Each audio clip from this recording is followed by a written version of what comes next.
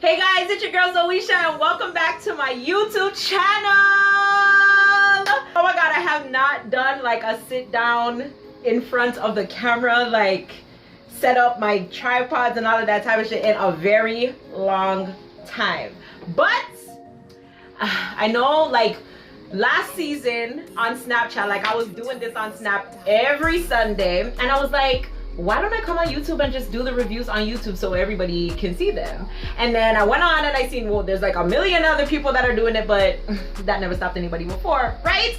But I went on Snapchat the other day and somebody was like, Zoe, you need to do the reviews. Like, where have you been? So I'm like, you know what? Next episode, I'm gonna do my commentary. I'm gonna come here on YouTube. I'm gonna share my views on what's going on with all of these couples on one of my favorite shows in the whole wide world. If you guys do not know what 90 Day Fiance is, I feel sorry for y'all. There's 90 Day Fiance, there's 90 Day Fiance Happily Ever After, and there's 90 Day Fiance Before the 90 Days. Like, I have been following this show from the very beginning. The very beginning. And like, to see where it has come, like, girl. But I am already this is the fourth episode that I'm going to be really reviewing. So I've missed out on the 3 episodes, but let me just recap like what has happened so far before I recap this episode. And I don't want these videos to be too long, and because I'm not gonna lie to you guys, I don't know if I'm gonna be home Sundays at 8 o'clock to be watching this because it's summertime. I'm trying to enjoy my summer and live my best life, okay? So I'm gonna see if I can do these Mondays and then either have them uploaded late Monday or early Tuesday. So that's the plan. So if you guys want to see the videos on Monday, you guys will get the videos on Tuesday. But either Monday or Tuesday, you guys will have the recap review for 90 Day Fiance on my channel. Thumbs up the video if you guys are excited, and I want you guys to participate as much as possible. I want you guys to comment down below. I really wanted this to be more of like a live stream type of things where you guys could comment at the same time, but I feel like either way, it's still, you guys will be able to, we'll all be able to communicate and catch up and follow up and do all of that stuff. Okay, so let's just jump right in it. Now, I did write down my notes because, girl, this 2 hours? 2 hours! 2 hours of drama, like, girl, oh my god, this is what my life needed. Like, I missed this on my screen. Like, I missed it so much on my screen. Okay. But I'm so happy that it's back. Now, alright, so far this season, who are we going to talk about first? Okay, let's talk about Asin and Nicole first. So, pretty much so far what has happened is, Asin applied for, well, they applied for the K1 visa, whatever. He went and he did his interview. He did not get through. He was denied. This is the first person on 90 Day Fiance to have been denied and not get through on the show. But now that I'm thinking about it, I do believe somebody did it before, got denied, and they had to do it again. If I'm not mistaken, I'll have to do my research and come back and let you guys know in the next episode. But however, this is the first person that I can recall that applied for the K1 visa and was rejected. Now, tell me if that is not a sign from God. But no, Nicole just has to go and figure something else out and try so hard to let this man from Morocco come to the United States. Like, Asin, Nicole. Not saying that in a perfect world that somebody like Asin could not like Nicole, because I mean, say Nicole bun him 2 times already, you know. Say I look at Nicole, I look at Asin, and Nicole bun Asin 2 times. Goody. Hello? If you can get bun by Nicole. Okay. So, yeah, I just think she's doing way too much right now. Like, I think she needs to slow her roll and see, like, God is doing this for a reason. Like, God is making this not happen for a reason. But anyway, she just gonna do what she gotta do. So anyway, she went to see a lawyer. The lawyer was like, girl, normally they specify why, because they sent her the email, the government or whoever they go to, whatever, immigration, sent her the email stating that your spouse cannot come through, whatever, did not specify why. And the lawyer was like, I never seen nothing like this. Like, they're supposed to let you know why he's not able to come through. Red flag. But anyways, she told her about a K3, so she go from K1 past K2 and go straight to K3 to make our man from Morocco come here, right? So now what she has to do is go to Morocco and get married so that she can come back to the United States and apply for a spousal visa. moving right along. Next couple, Anfisa and George. Boy, let me tell you something. I never, ever used to like Anfisa, but this season, I like her and I do not like George. How you gonna go on the tell-all and talk about your wife like that? Make it seem like your wife is some whore, your wife is a stripper, your wife is a slut, your wife is selling herself for money, all to be like, oh, I was mad and that's what I wanted to say because I'm mad. Yo, if you're mad, that is something that you say behind closed doors when the cameras are not rolling and there's not millions of people watching. You waited until the reunion to say some shit like that about your wife, only to come and say that that shit was a lie, making people hate this girl and look at her in such a, like, yes, she has her ways about her, you know what I'm saying, but like, if you told me I'm coming to America to live a certain type of life and I come here and I'm not living this type of life, you only lied to me to get me to come here, of course a bitch is gonna have an attitude. Like, hello, this is America. This is, I left my life. I left my mother, my father, my sisters, my brothers, my aunties, my uncles, my cousins, the shops that I used to know, the malls that I used to know, the beaches that I used to know, the streets that I used to know, the schools that I used to go to, the clubs that I used to go to, the friends that I have. I left all of that to come here to America to be with you. And you lied?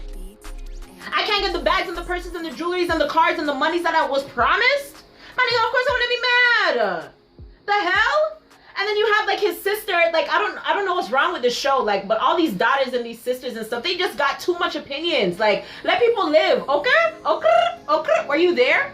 Were you there when he was telling her and promising her all of these things and not coming through? No, okay. But anyways, he went to go see the lawyer people or whatever the case may be, because apparently he wanted to file for a divorce. Then all of a sudden he got into his feelings and she was in her feelings, and they decided that they were gonna meet up and they were gonna rekindle old flames, and now they moved back in with each other, right? So Anfisa's doing well for herself right now. Anfisa got her green card, she's driving, she's at the gym, she got her own apartment, while George put on 1,000 pounds and is now living with his parents. Well, before they move back in with each other, because now they're back with each other, right? Whatever. So yeah, anyways, that's what's going on with that couple.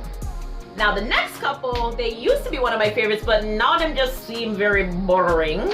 But Paola and Russ. Okay, so Paola, so far in the season, Paola, her grandmother got sick. Her grandmother's dying of cancer, brain cancer. So she has to go back to Colombia to go and visit her family. And this is the first time that she's been back to Colombia since she came to the United States after marrying Russ, right? So they're preparing for their trip, whatever the case may be. They go to Colombia, they meet the grandmother. The grandmother was like, oh my gosh, like I was waiting to meet you and Russ and yada and whatever. Pause. Side note, Russ, if you ever see this video, you please cut your hair.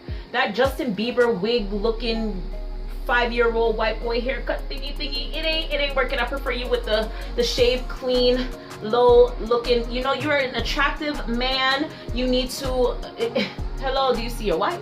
Okay, please, just please, I don't like it. You look like you really, I know you's a country boy, whatever, man, but thank you.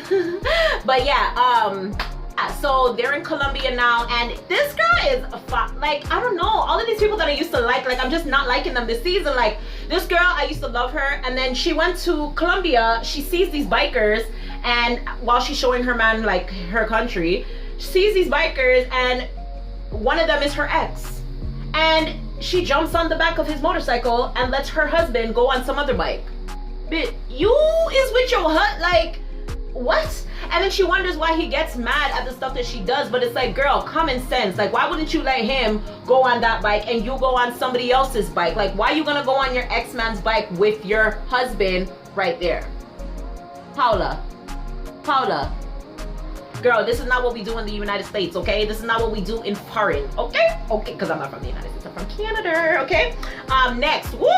Jesus, I swear, like this, like I'm just watching this season specifically for this couple, okay? But Chantel and Pedro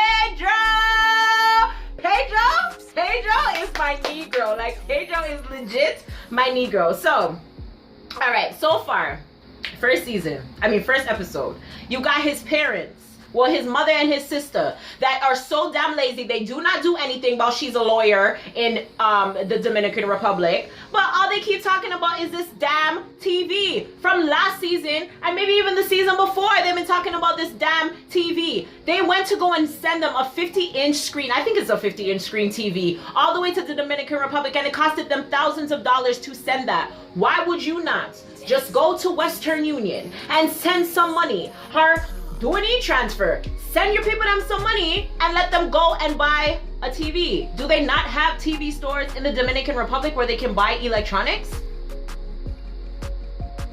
Like, one of you guys must have up here screwed on to know what makes sense from what don't make sense, right? Or am I wrong? Then they decided they're going on this family vacation with Chantel's family to some cottage or cabin or something, whatever the case may be, that her parents are planning or whatever. And Pedro is just not having it because he's just all stuck on like everything that happened in the Dominican Republic, where I agree with him because they were foul. They treated him like crap, and now they're acting like ain't nothing happened. But like, I was very hurt when they were dissing the chicken foot and talking about chicken foot is obia, our chicken foot is like the bottom of the barrel, like who eats chicken foot? Like, do you know how sweet chicken foot is? Do you know how sweet chicken foot is? Like, don't be talking about chicken foot like it's not some sort of delicacy, okay? Because in some parts of the Caribbean, chicken foot is very dear and expensive, and it's, you know, it's a wonderful treat. You know, sometimes you only get it on Sundays, sometimes you only get it like once a month, sometimes it's like something you can't even get all the time. Do not diss chicken foot. Okay, just because it's not something that you're used to doesn't mean that it's dirty or it's like the bottom of the meat, like the bottom of the animal that you could possibly get. So that's so disrespectful. Like, bitch, if you don't know what the hell you're talking about, please do not say anything, because you just sound so motherfreaking ignorant. Like, her mother, I cannot stand Chantel's mother, and I cannot stand Pedro's sister. Like, I just cannot stand the both of them. But yeah, they're trying to figure out why he's so standoffish, and I'm just like, hello, do you guys not see how you guys treated him in the Dominican Republic? Y'all drove up to his grandmother's house and left because you guys saw stray dogs outside. And River, Forest, Ocean, whatever his name is, like, you need to go get yourself a girlfriend, okay? You need to stay out of your sister's life. Like, let your sister do what she needs to do. Like, what the hell? Like, I don't understand what is wrong with her family. Like, they hella annoying. All right, let's go on, because I feel like I'm getting heated and I'm not even talking about this week's episode as of yet. Next couple, Louise and Molly. Louise came back to the house and he's trying to rekindle things and make things right with Molly and her kids, because, you know, Livy has the biggest attitude, and it's like everything is it's Livy's house. It's Livy's house. It's Livy's world. Whatever Livy say goes, because Molly doesn't have no mind of her own. Molly don't know that she the mother, that she's the mother and Livy's the daughter. Whatever she says is supposed to go, regardless if she's 18 or not. And she's letting this little girl run her. Like, the little girl ran off to her man's house so she can have a boyfriend, but her mama can't. And she can go to her boyfriend's house, but her mama can't have her husband live with her. Okay? Yeah, okay. But she ran away to her boyfriend's house because she said she was tired of doing chores while there's more than one adult in the house. Bitch! Could I tell my mom that I did not want to do chores because there's more than one adult in the house?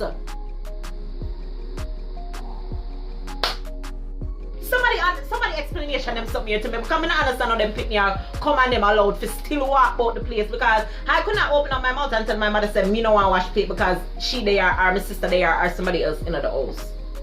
What I was told to do, I had to do. Even when I was not told what to do, I knew what I had to do, and I did it, because children must know them place. You understand? The girl goes to her man's house. Her mom has to drive up, pull up on her, and she's just like, oh my god, please go. Like, I'm getting anxiety. Like, seriously?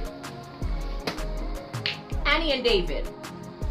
Now this man, I really feel bad for Annie, because I feel like she really wanted to come to the United States to, you know, everybody I feel like that comes from like a third world country, or like a country that has really poor areas, or you come from a country that you live in the poor area and you get the opportunity to come to the United States. I feel like they all have the mindset where they want to work and they want to make money and they want to either help support their families back home so that they can have a better life, or they can just make a better life for themselves and come out of the poverty that they were in. And I feel like this girl was told that, like, yo, when we come to to the United States, like, you are going to have an amazing life.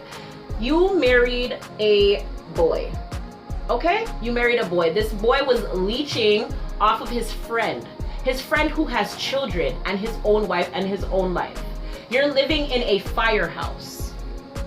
You now have to pay rent and your man does not work, and you've been here for over 6 months and your husband does not have a job. You do not have your green card yet, therefore you cannot work either. Like, what are you guys going to do? His children don't like you. Your dowry still has yet to be paid for. And do you not see that nothing good is coming about of this situation? Apparently, Chris, David's best friend, offered him a job and he turned it down. Your man does not want to work, honey boo boo. Pack your bags and go back to Thailand, okay? I'm pretty sure some other rich or wealthy or working, ambitious foreigner will come to Thailand, meet you, fall in love with you, and you'll have another opportunity. But David is not the one, girl. David is not the one, and I think you need to leave now. Okay. So that is the recap of what has happened so far. But in the most recent episode, which is season 3's episode 4, what has occurred, I am now going to comment on. And feel free to comment down below and let me know what you guys thought about this week's episode. And yeah, let's get all right into it. So back to the beginning. Let's go.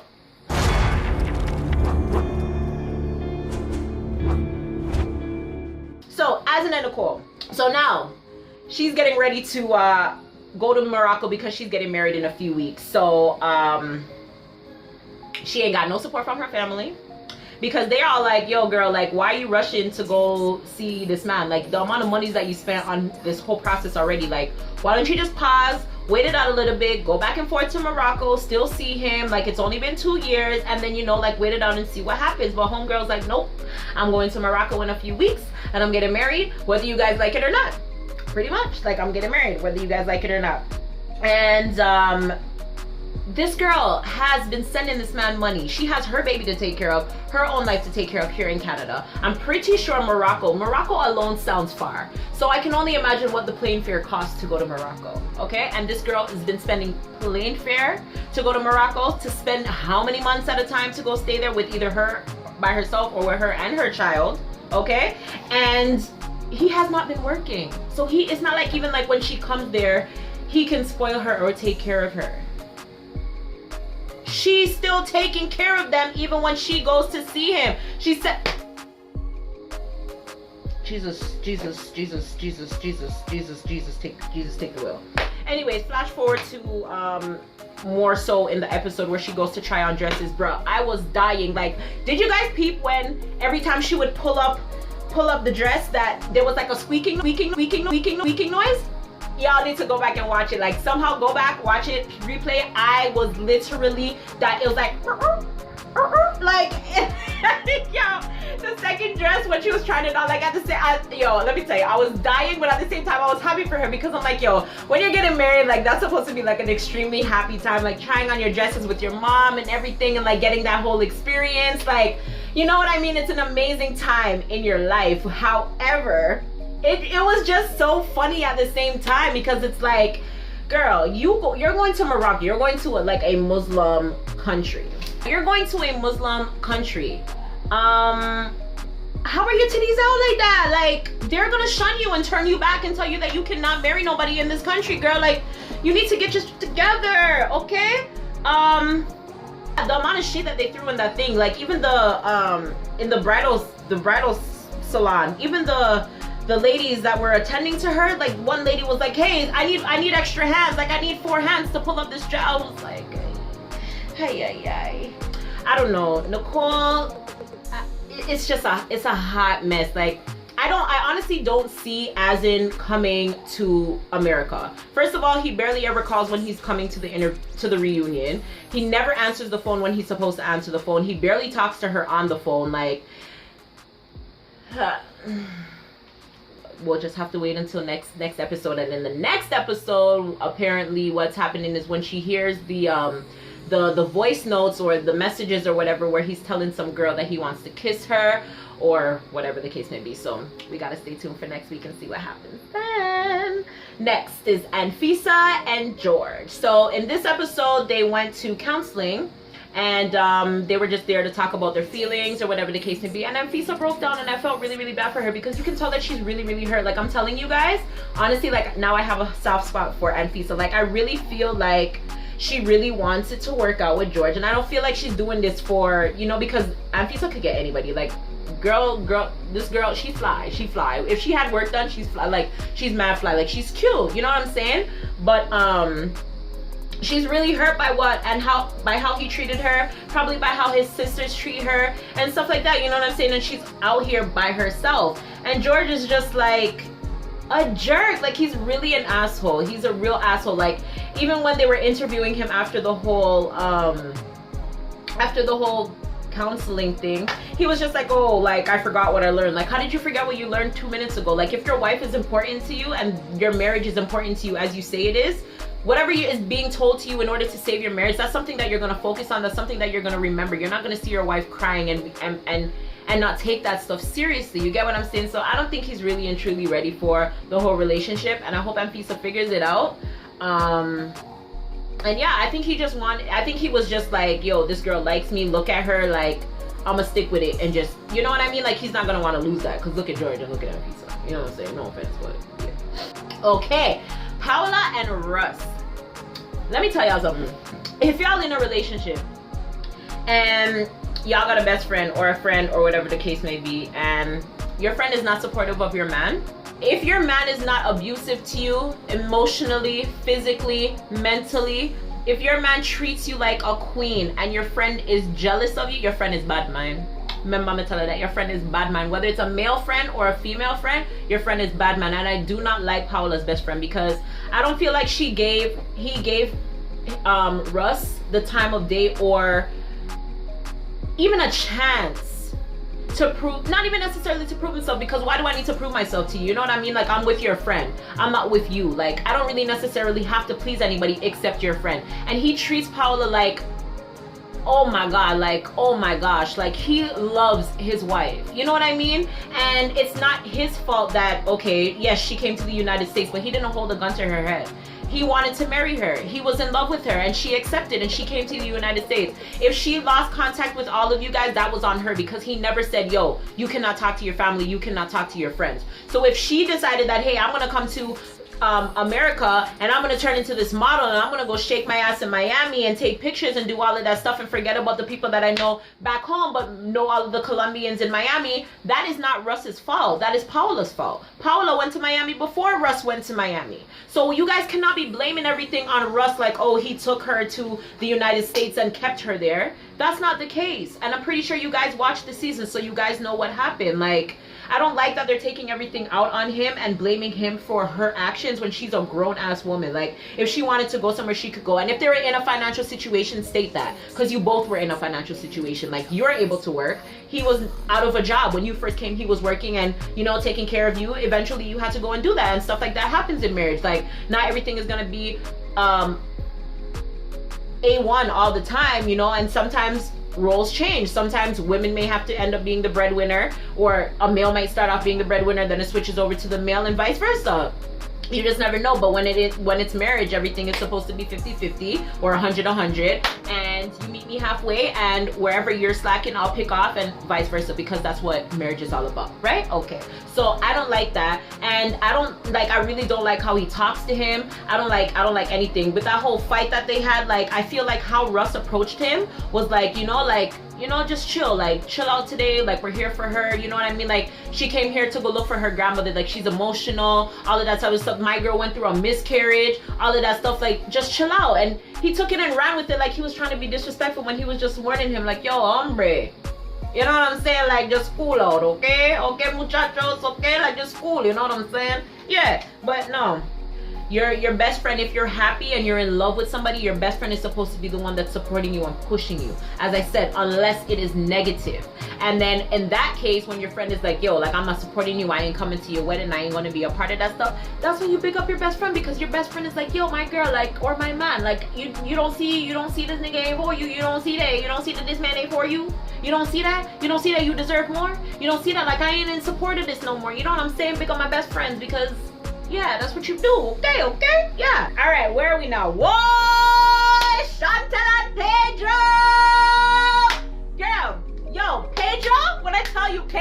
my brethren. Like, I want to meet Pedro. Like, me and Pedro could par. Him and the family Chantel, okay? The family Chantel, like, the way he be giving it to them, I just be like, yo, when he be like, so Thomas, you know, or can you explain this to me? Or what is your problem? This has nothing to do with you. Like, yo, he be giving it to them. So, all right, first of all, first and foremost, Chantel, you need to stop listening to your mom, because your mom is gonna make you look stupid. Your mom is gonna make you lose your husband. Your whole family is gonna make you lose your husband if you continue to listen to them. What is it that he is doing that is sinister? Please to explanation it to me. What is Pedro doing that is sinister? If his mom has this business where she gets people to marry for money or whatever the case may be, that is his mama. That ain't you. Okay, as you said, you love Pedro, Pedro loves you, you guys got married, he came to America, whatever the case may be. But apparently Pedro want to leave and go back to the Dominican Republic to start a business. And he said he was drunk and he said he was gonna leave Chantel, and she was hurt by it. But what he was saying was like, you know, I'm only gonna go for a week or two or whatever the case may be. Like, allow the man, if he wants to go down there and he wants to start his business, let him do his thing. The man's working, he's doing, he has his money and whatever. I don't understand why they see it so wrong for somebody to be up here. And first of all, the lady has, let's just say hypothetically, because I think it's only 2 kids she has, a boy and a girl. She's up with her girl and her son is over here. Sons and their mothers, you can't come in between that. Now, I don't see how anything is wrong with somebody coming over here, send it, like, working their money and sending it back. Now, don't get me wrong, you're not supposed to send back all of your money, because you're still supposed to be able to take care of your responsibilities here, including your wife. But if you're sending money back to help your mom or help your sister live a better life, I don't see nothing wrong with that. Because let's say, for instance, if I was in Jamaica and I got the opportunity to come up here, me I gonna help my whoever I'm leaving in a Jamaica, like, I'm gonna help them out. Like, you know what I mean? Like, I'm supposed to be up here and just forget about them or not take care of them? No, like, you seen where I came from. You know the life that I was living. Like, you obviously took me out of that to make me live a better life. So why can't I help or assist my mother and my sister to help them live a better life? If what they're asking for is like chump change stuff, like, that's the least of my problem. Mother want a TV, me I'm gonna send her 2 TV. But what I want a fridge, me I'm gonna send her one big old fridge where she not even able to fill up. You understand? That's what you're supposed to do. You're supposed to take care of yours. You're supposed to take care of your family. So I don't understand why they have this whole issue like, oh well, he's sending money back home. Maybe she's harvesting you guys. Like, harvesting? What is harvesting? How is she harvesting them? She's harvesting the American dollar. Sounds so stupid. Like, I cannot stand her mom. Like, I cannot stand her mom. I cannot stand River. And then the sister chimes in every now and then like, yeah, why don't you explain? Like, I think that my biggest issue with their whole relationship is the fact that every time they come together, it's like, well, Chantel, what's going on in your marriage? What, like, you don't hear Chantel saying, mom and dad, what's going on with your marriage? River's not saying, hey dad, you're not treating mom right, or you're treating mom too right, or what, like, why are you guys so focused on what is going on in their marriage? They're married. Let them be.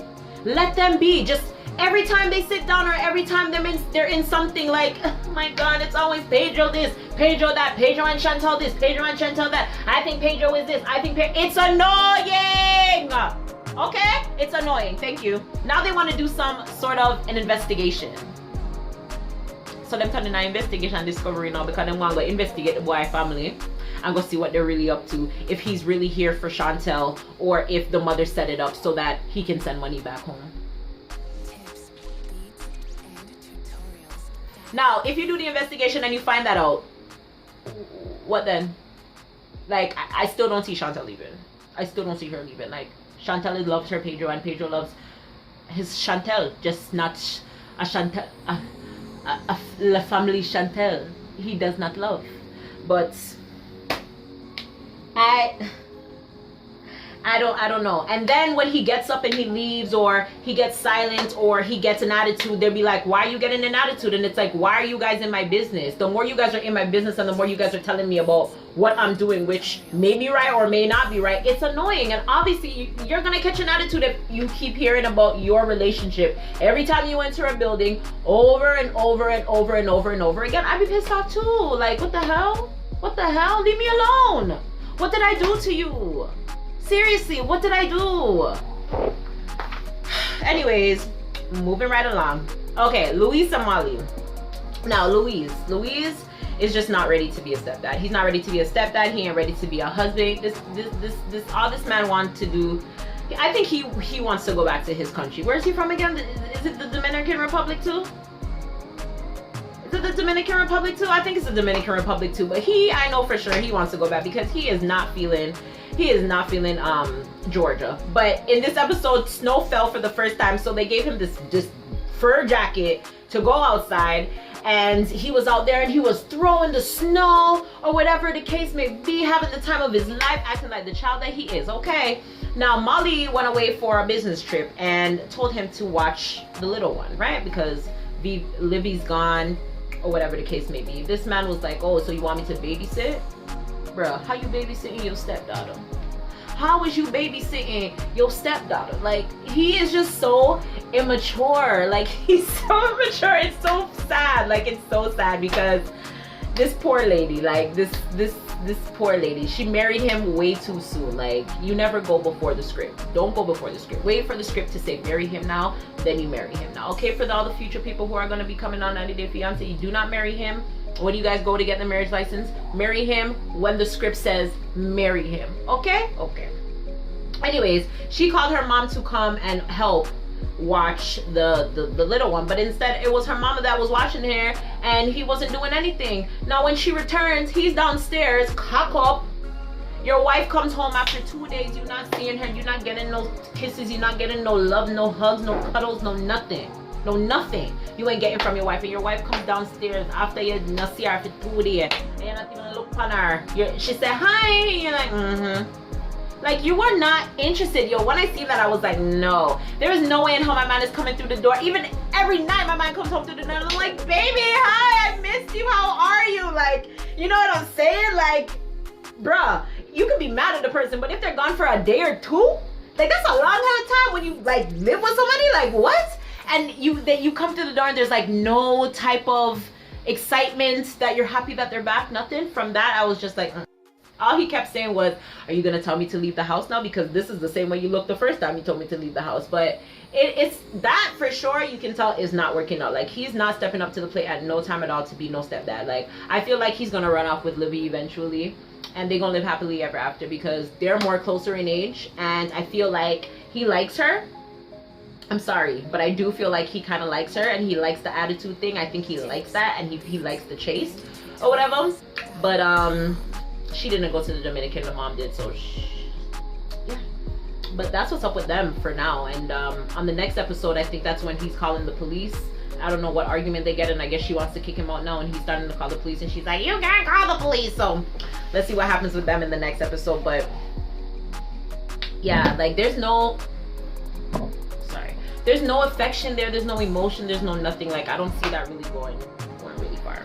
Now with Annie and David, in the previous episode, his son got shot and went to his mom's house, which is in Texas. He was living with them for a little bit. Oh my God, if I can find the clip of where Annie was describing how David sounds when he has sexual intercourse. That shit was so freaking funny. Oh, I don't know what the hell she sounded like, but that shit, if that's how he really sounds, I swear to God, I'm gonna search for this clip and I'm gonna insert this clip and I'm gonna put it in here because that needs to be shared. But bruh, anyways, he's not living with them no more, and he decided that he was going to you know, when stuff like that happens, like tragic stuff happens in the family, it always brings family together because you guys realize life is too short, yada yada yada. So him and his daughter went out to eat, and they were talking about, you know, rekindling and working on the relationship or whatever the case may be. And me being a daddy's girl, like, I absolutely understand. At first I was like, what is her problem? Because I'm still like, what is her problem? At some point, like, Ashley has just an attitude like, I don't really know what is her problem. Like, yes, your dad came back, whatever, he had a fiance, she's hella young, whatever the case may be, but that's your dad. Like, why are you mad at the girl for? The girl didn't do anything. The girl didn't know what the situation really was between you and your dad. Like, you can't be mad at her for your dad's issues, you know what I'm saying? So my food smells like it's burning. Hold on, be right back.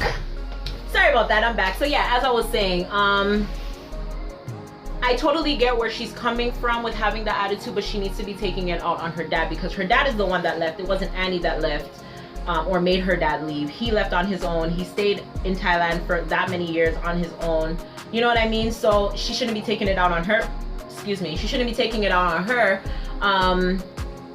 However, when they were having the discussion and she was getting upset, like I understand now, seeing as how like the relationship that I have with my dad, if you're close with somebody and they eventually just go off on their own and they do their own thing and they forget about you, it hurts, especially when you don't have an explanation for why they're acting the way they're acting, especially a parent. Like, nobody wants to feel abandoned by their parent or like somebody close, like, you know, that they love. So like I completely get it, and I feel like daughters especially need to have the relationship with their fathers. Like, they need to have that, especially if their fathers are able to have that relationship with them. Like, they need to have their fathers, you know what I mean? So having a relationship with their dad and then eventually not having that relationship anymore, like, of course, yes, you're gonna be upset. So I get it, but the way she's going about it, she could be good. Her delivery could be a little bit better. But I hope they fix it. I really do hope they fix it, because you can really see the hurt there. And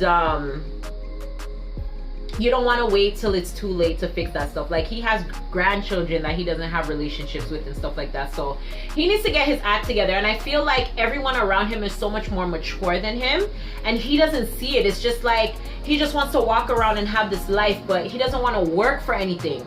Like, how can you go from working and having so much and then losing it and not wanting to gain it all back? You know what I'm saying? Like, I really feel bad for Annie, because it's like you brought somebody here. Like, I don't even know how he was able to get past immigration. Like, because it's like, how are you able to file for somebody but you have no income, you have no place to live, nothing like that, and they allowed him to bring somebody from an entirely different country to say that he's going to be taking care of her or responsible for her? Like, I feel like that is so unfair. Like, they need to fix that, because that don't make no sense. Although I think Chris and them sponsored her, which would probably help their situation, but nah, I don't. If a man is coming for me from another country and he can't come for me on his own, he needs somebody to help sponsor him, I ain't going with him. I'm not going with him. And that should be a public service announcement to anybody who's in another country and has somebody coming from the United States or from a foreign country to come and bring them to their country. If they need a sponsor to sponsor you, do not come. They don't have no money. They can't take care of you. Okay? They can't take care of you. God damn it. Just upsets my spirit. Hey. But anyways, you guys, that was it for today's episode and for the previous recap of everything that has happened so far on 90 Day Fiancé Happily Ever After Season 3. I hope you guys enjoyed this video. Comment below, let me know what you guys thought about this season. This episode, and so far for this season, what you guys are looking forward to this season. And I will see you guys in next week's video. Again, thank you guys so much for stopping by today. Don't forget to like this video, leave a comment, please. Let's have a discussion down below. And don't forget to subscribe if this is your first time here on my channel, or if you're reoccurring and you didn't subscribe the last time, do not forget to to hit the subscribe button, and also click the notification bell so you guys don't miss another upload from me. I will see you guys in the next video. Thank you so much again for stopping by. Love you guys. Bye.